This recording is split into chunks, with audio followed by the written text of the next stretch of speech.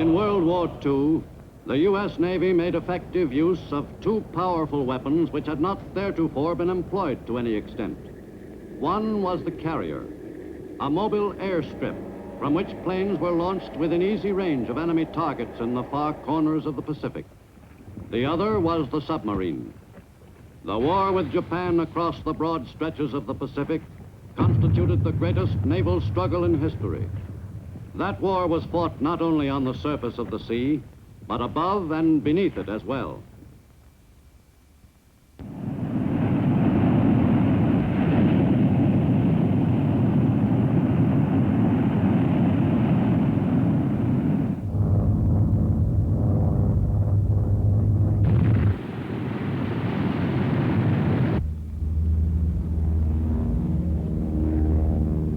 Advanced techniques for waging war called for improved facilities for treating the men injured in this new kind of warfare.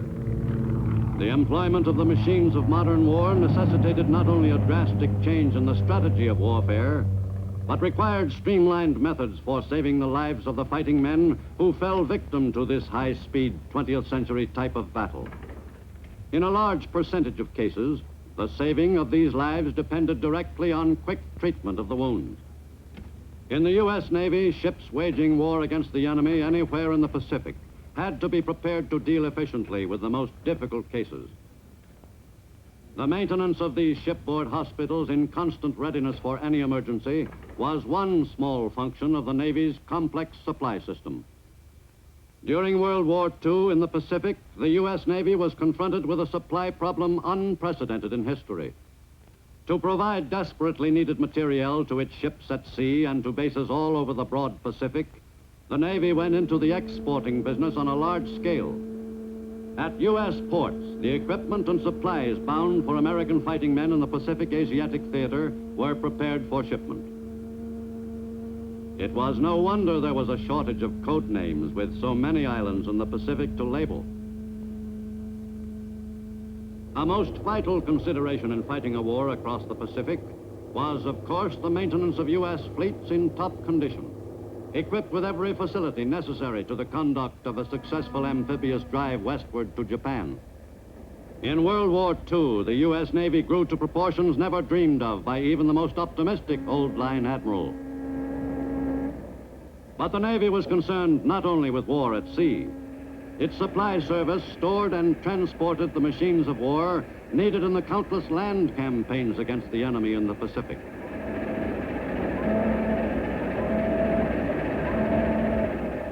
Another high-priority cargo on Navy transports was the American fighting man, who was, in the last analysis, the most important factor in the outcome of the war. The job of keeping all the Navy's warships all across the Pacific in fighting shape was in itself a demanding operation. The ability of a naval task force to wage war for an extended period was directly related to the speed and efficiency of the Navy's supply service. The great cruising range of the U.S. fleets in the Pacific was made possible only by means of regular rendezvous between the warships and supply vessels, which delivered everything from aspirin to ammunition. In enemy waters particularly, nothing which might act as a marker for an enemy ship or plane could be simply thrown overboard. Of all the items transported to the fighting men from the U.S., mail ranked close to the top of the list of most important cargo. The arrival of a fresh batch of mail always had a tonic effect on the men. The armed services soon came to realize there was nothing that could lift a man's morale so quickly as a letter from home. Doty, Gramalia, Paris, Hope, Jay. But even the Navy's fleet post office couldn't come through 100% every time. Sometimes, luckily not very often, a valuable shipment of supplies would fail to reach its destination, due either to accident or enemy action.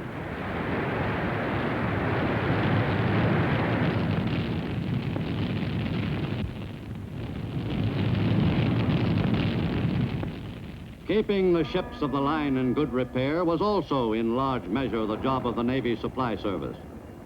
At strategic points across the Pacific, naval facilities were prepared to put crippled ships into top fighting condition in short order. To achieve those miracles of repair, some of the Navy's far-flung bases were as well equipped as Navy yards in the U.S. One of the most demanding assignments on the Navy supply system's crowded schedule was the transporting of the materiel needed for the launching of large-scale invasions against the enemy. But the movement of vehicles, weapons, and supplies to bases in the far Pacific was only part of the job.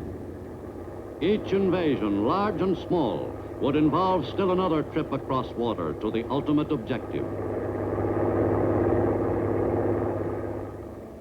20th century naval warfare bore little resemblance to the classic sea battles of earlier generations.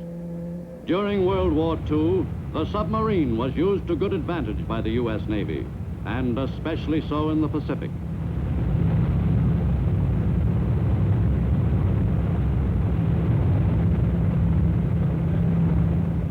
The departure of a sub on a dangerous mission was always a dramatic moment for everyone involved.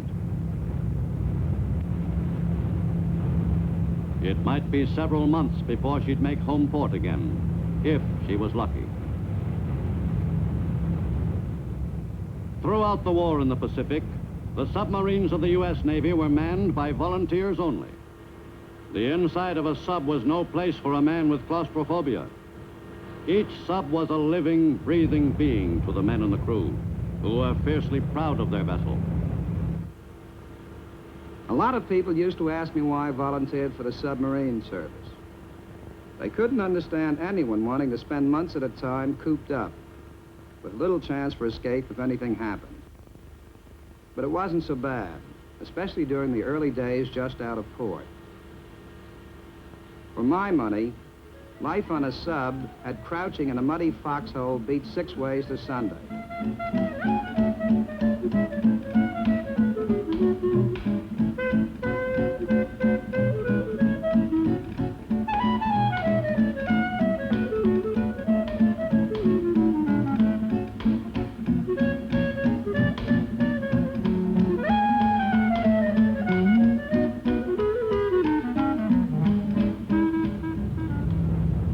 After a while, there was some point in taking a look around every now and then. You never knew when you might come across something interesting. Overtaking a Japanese junk meant a break in the routine of the patrol. It was easy to imagine the excitement the pirates must have had in the old days. And after being down below for quite a while, we felt as though we were really in the war when we hauled in honest-to-Pete live Japs. We never managed to take many prisoners, and it's just as well, considering our limited quarters.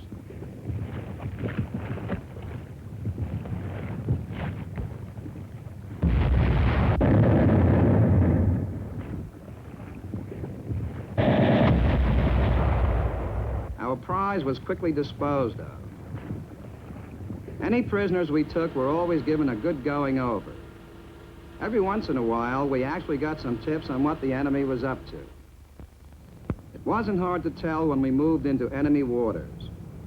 There was a change in the atmosphere. The lookouts kept a sharper watch.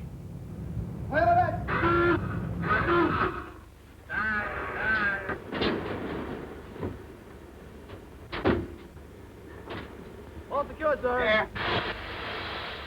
Sighting our first enemy ship was one of the most exciting moments of the patrol. The lives of the crew depended on how fast the sub got underwater. Moving in on the enemy was a slow, careful business, but we all had the routine down cold. The ideal position was about 1,000 yards from the target, if it was possible to get that close without being detected.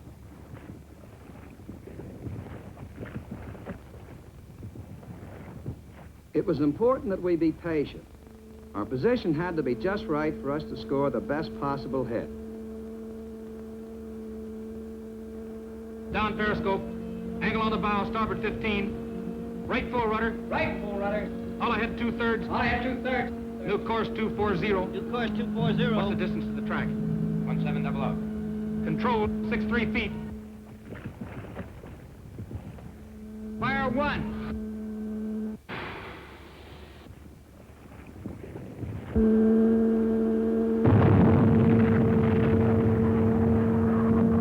Fire two.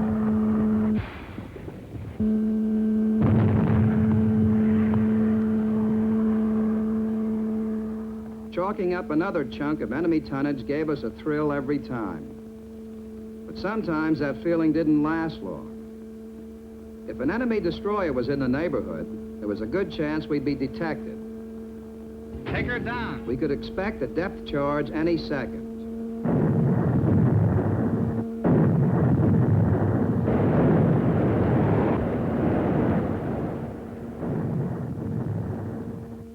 We could be sure there'd be more ash cans dropped on us if we didn't shake him right away. Needless to say, we didn't waste any time doing just that. On most patrols, we stayed in enemy waters for several weeks before heading back to our base. Sometimes weeks went by without meeting a thing, but every minute we were out, we had to be ready to act quick the second we spotted the enemy. For American sub-crews, several months in enemy waters was the longest stretch without a break. Like the Navy's planes and ships, the boats proudly displayed their record against the enemy. During World War II in the Pacific, submarines were sometimes used to transport Army or Marine raiders on quick strikes against enemy-held islands. Whatever the assignment, the submariners could be counted on to do the job well. On Oahu at the Royal Hawaiian Hotel, the men of the submarine service had every opportunity to take their minds off the war.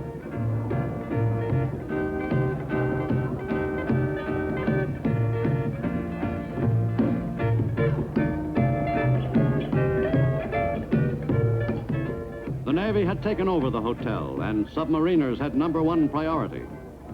The men of the silent service could have almost anything their heart desired. Usually, a submariner's leave at the Royal Hawaiian was for 2 carefree weeks. At Waikiki Beach, the war seemed 1,000,000 miles away. On their leave, the submariners had a chance to navigate above the surface of the water for a change. Free of their cramped quarters for a few weeks, some of the men welcomed the chance to get the kinks out of their legs.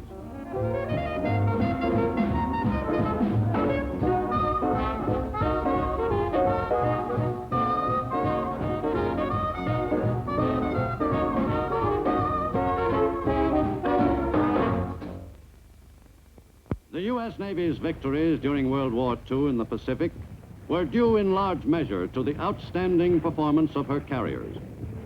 And that performance was possible only through a high degree of teamwork on the part of each of the men in the crews of those fighting ships. The job of loading the planes with the missiles which would soon be deposited on the enemy was quickly accomplished. The men who armed the planes felt just as much a part of the strike against the enemy as the pilots themselves.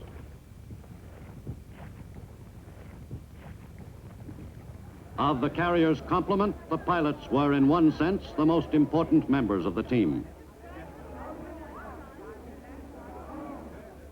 Before a mission, everything possible was done to help them to relax.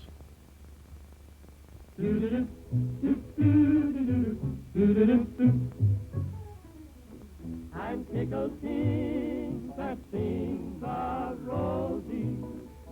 In the ready room, the airmen were briefed for the last time. Any new bits of intelligence about enemy activities on the target island were included.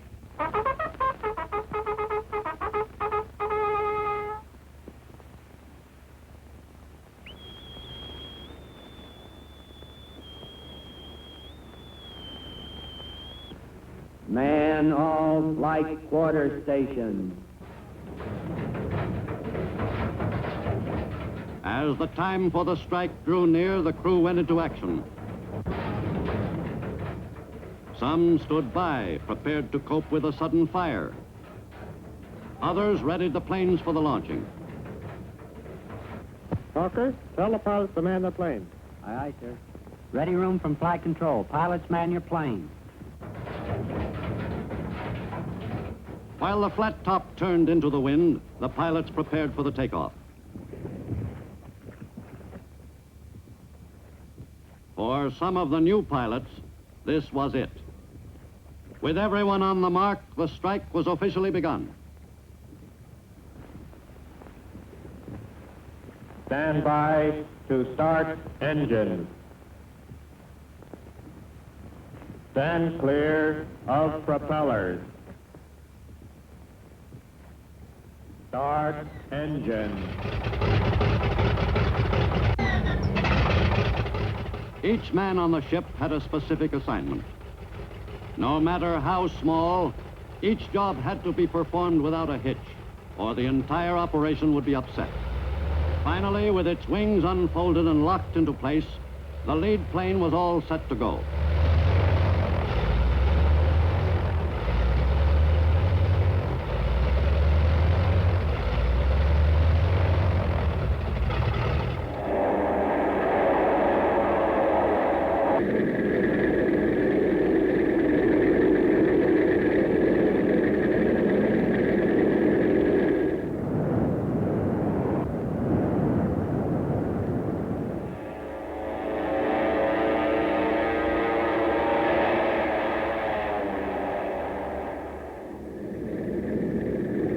Sometimes, when there wasn't much wind, the planes could not be launched in the usual way. But there was no need to postpone the strike. In that kind of weather, a catapult was used to push the planes into the air.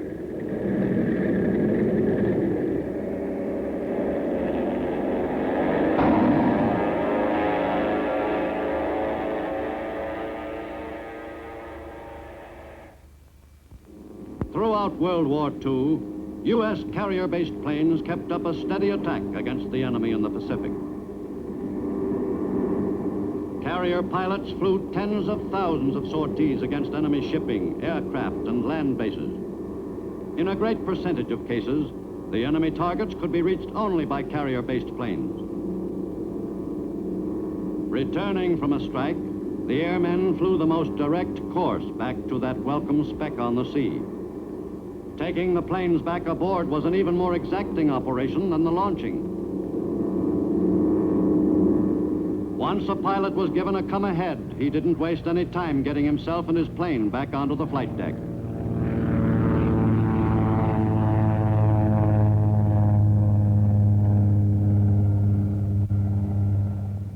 The landing signal officer guided him in. Once again, every part of the operation had to be accomplished with great speed. While the flat top was taking her planes aboard, she was vulnerable to enemy attack, since she could not maneuver.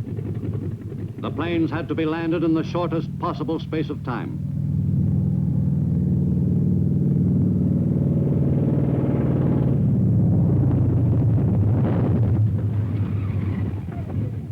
Once a plane was safely aboard, the deck was prepared for the next arrival in a matter of seconds. The returning aircraft were quickly moved to their assigned positions on the flight deck. On a carrier in action, deck space was at a premium. Every available square foot was utilized. Sometimes the landing signal officer had a real cause for worry.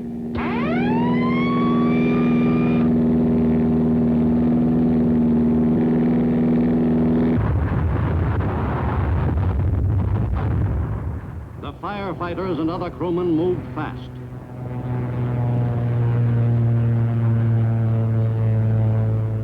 An accident really upset the landing pattern, especially when there was more than one plane in distress.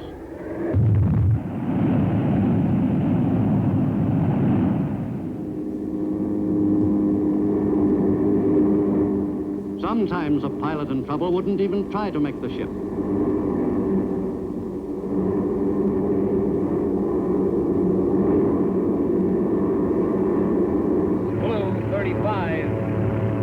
Pressure 0, engine bucking, can't hold altitude. I'm gonna hit the drink while I've still got power. Rockets had to be jettisoned. Then the airman made ready to leave the plane as soon as it hit. This would have to be the most skillful landing of his career.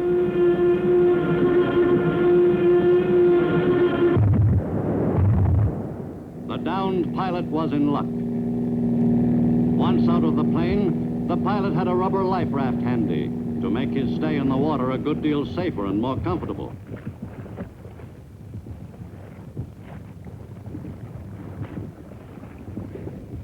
During World War II in the Pacific Theater, hundreds of carrier pilots were able to cheat death, thanks to the equipment which the Navy had provided for such situations.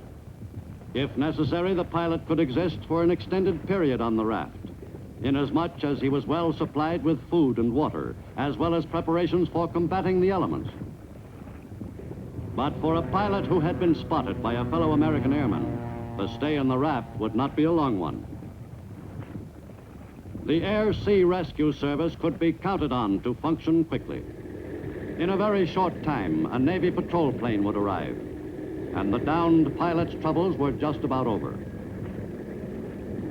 In some cases, depending of course on the location, a pilot who was forced to ditch his plane was picked up within an hour, and none the worse for the experience.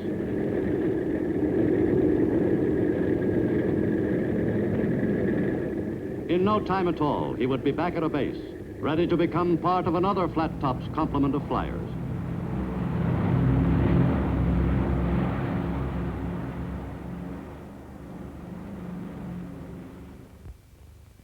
In late 1943 and early 44, the Japanese wall of defense in the Pacific was punctured by fast U.S. carrier fleets.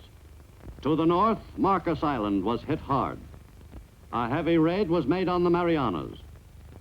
Another carrier task force hit Truk with devastating results. Toward the end of 1944, Formosa became a prime target for U.S. Navy carrier forces. For several months in late 1944 and early 1945, Navy carriers spanned the Pacific, almost to the Asian mainland, to get in position for the attacks. Marine pilots supplemented regular Navy carrier airmen in the strikes against the enemy's important island stronghold off the China coast. 120 miles from the target, the planes were ready for the attack.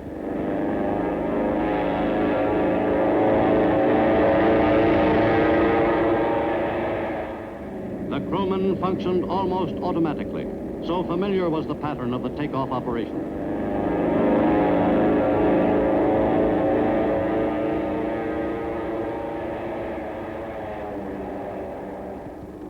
The carrier strikes on important enemy islands helped materially to shorten the span of time involved in bringing the war to the enemy's doorstep.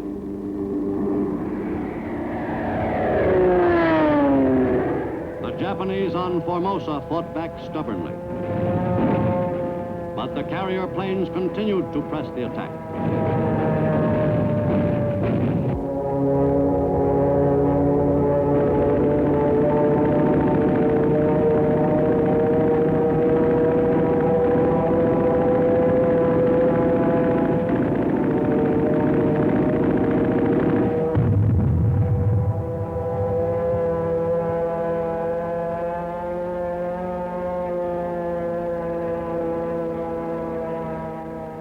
It is impossible to assess exactly the amount of damage done to the enemy by carrier-based aircraft during World War II. But it has been proved beyond any doubt that the Flat Top was one of the Navy's most potent weapons in the Pacific. Early in 1944, the Marshall Islands were the principal objective for U.S. amphibious forces in the Central Pacific. On January 31st, they invaded Kwajalein.